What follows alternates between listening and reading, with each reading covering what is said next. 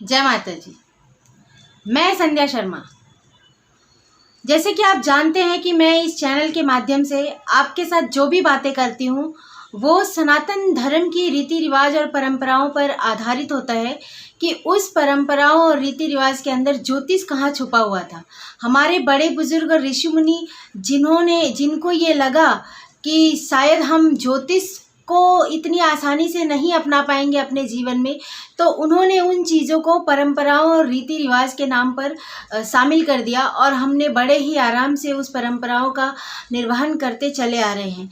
इसी कड़ी में आज मैं बात करने वाली हूँ कि माथे पर तिलक लगाते वक्त हम जाने अनजाने अपना हाथ सिर पर क्यों रखते हैं, या फिर हम हमेशा सिर ढककर ही तिलक क्यों लगवाते हैं। इसके पीछे ज्योतिष का क्या रहस्य है, क्या संबंध है, ये मैं आपको बताने वाली हूँ।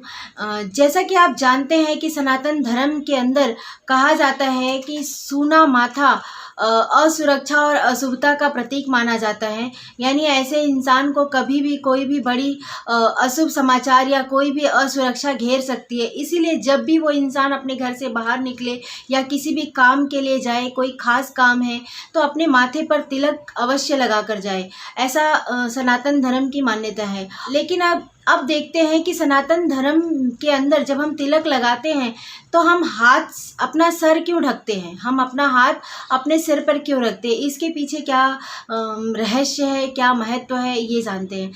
जैसे कि आप जानते हैं कि जो तिलक लगाया जाता है वो दोनों भवों के बीच में लगाया जाता है, यानी आज्ञा चक्र पर लगाया जाता है। और आज्ञा चक्र ही पीनियल ग्लैंड का बहुत बड़ा सोर्स है, जहाँ से कि हमें हमारी सारी ऊर्जाओं का, सकारात्मक सोच का और सारे अच्छे कर्म करने का सोर्स मिलता है कि हमें ये काम करना है।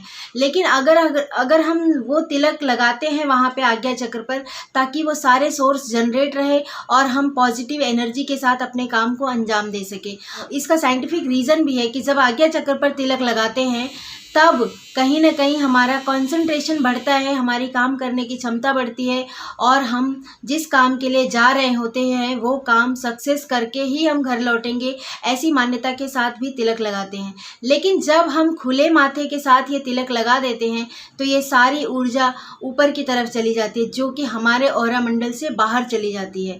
इसीलिए हम अपना सर ढक कर तिलक लगवाते हैं या फिर हम अपना हाथ रख कर तिलक लगवाते हैं, ताकि वो सारी ऊर्जा ऊपर अगर उठती भी है तो सहस्त्रार चक्र के अंदर वो ऊर्जा स्टोर हो जाए और हमारा जो काम है, जो भी हम करने जा रहे हैं, उसे हम पूरी शक्ति और पूरे कंसंट्रेशन के साथ कर सकें और अपने काम में सक्सेस पा सकें।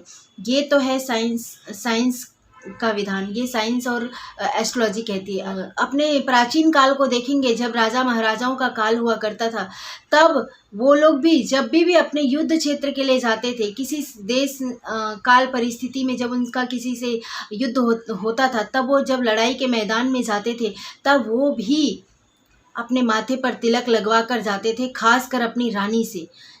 क्यों? क्योंकि आप जानते हैं कि अब ज्योतिष के अनुसार तिलक किन किन उंगलियों से लगाया जाता है। तिलक लगाने के लिए हम सबसे पहले अनामिका का इस्तेमाल करते हैं और फिर अंगूठे का। अनामिका उंगली के अंदर सूर्य ग्रह का प्रभुत्व है और वो पूरा क्षेत्र सूर्य के कंट्रोल में आता है।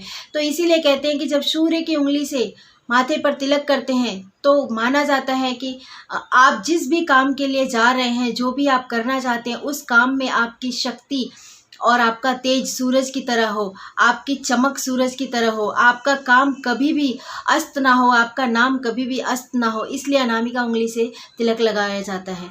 लेकिन जब हम अंगूठे से तिलक लगाते हैं तो अंगूठे का पूरा क्षेत्र शुक्र ग्रह के प्रभुत्व क्षेत्र में आता है और शुक्र ग्रह की एनर्जी वहाँ पे रहती है। इसीलिए जब अंगूठे से तिलक लगाते हैं तब कहा जाता है कि शुक्र देव की कृपा से आपको नाम, काम, शोहरत और आपकी सुख समृद्धि दिन पर दिन बढ़ती जाती है। इसीलिए विशेष करके जो राजा महाराजा युद्ध के मैदान में जाते थे, जिनको कि विजय पताका फहरा कर ही लौटना है, उन्हें अंगूठे से तिलक किया जाता था। तो अब आप समझ गए होंगे कि सनातन धर्म के अंदर बताई गई एक भी बात ऐसे ही नहीं बताई गई है। हर बात का बहुत ही गहरा संबंध है रहा है ज्योतिष के साथ, जिसे हमने परंपरा और रीति रिवाज के नाम पर फॉलो किया है, लेकिन आज के ज़माने में हम उसे फॉलो करने से बचते आ रहे हैं। मॉडर्नाइजेशन के चक्कर में हम इन सब परंपराओं को दकियानुसी कहकर पीछे छोड़ना चाहते हैं, और इसका नतीजा आप सबके सामने है कि हम अपने जीवन में दुख और परेशानियों से घिरे जा रहे हैं।